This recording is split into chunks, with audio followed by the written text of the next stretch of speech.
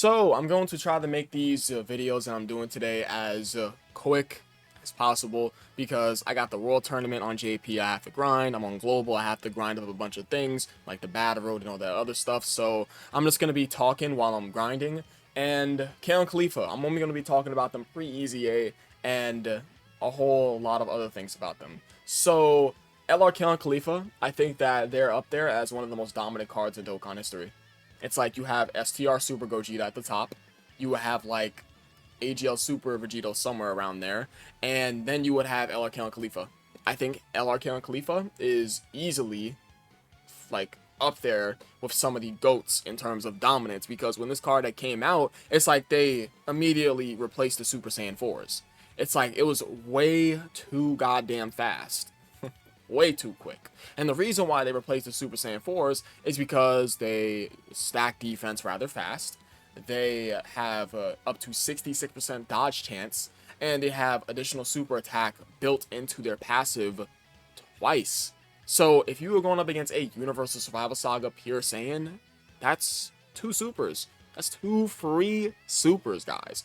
So these guys had multiple additional super attacks and built into their passive, easy key buildup. They had an easy dodge chance buildup, and that defensive stacking is what made them so good. Let me tell you guys, their kit was just perfect upon their release. And guess what meta we're gonna go ahead and go into on Goku Day of 2019? Legendary Goku event. Because they come out in April, and on May 9th, you guys already know, the Legendary Goku event comes out, and whoop-de-doo, they dominate in there. Wow, what a big surprise. So, I mean, Kale and Khalifa are easily just one of the most dominant units in Dokkan history, because if you're one of these type of units that are able to replace an anniversary unit almost immediately and be completely just overwhelmingly good for the rest of the year, that says a whole lot about your card. I can argue that AGL UI is definitely up there in terms of dominance because he was good throughout the entire year. Being good throughout the entire year and not letting any other LR power creep you is that's a super impressive feat.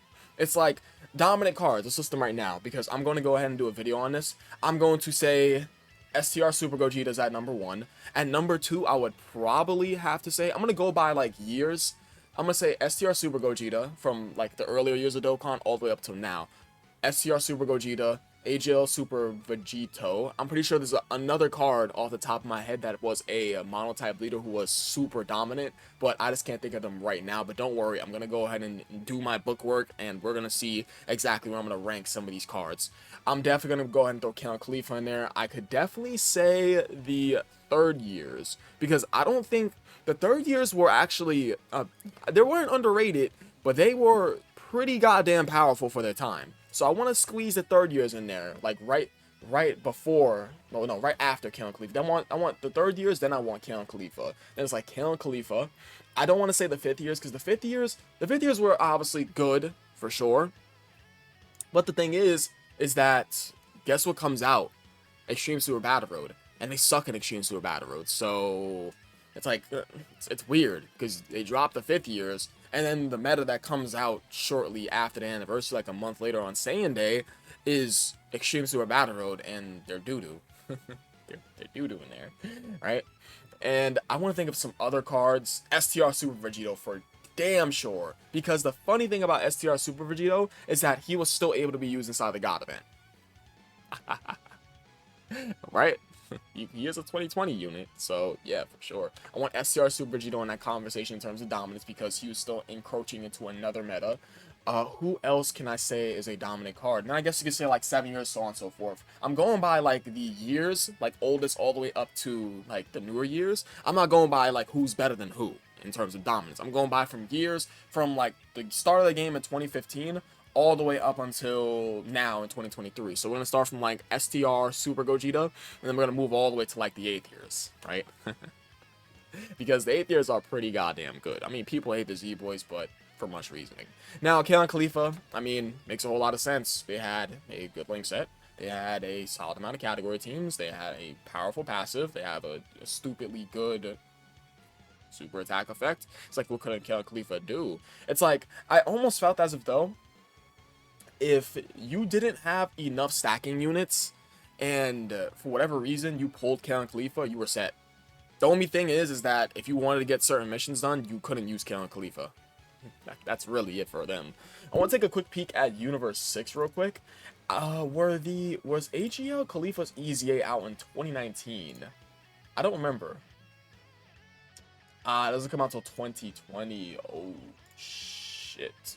Damn, that sucks. Okay, so, I mean, in terms of, like, linking partners, you could make the case that you can run, like, it's like AGL Khalifa. No, not really.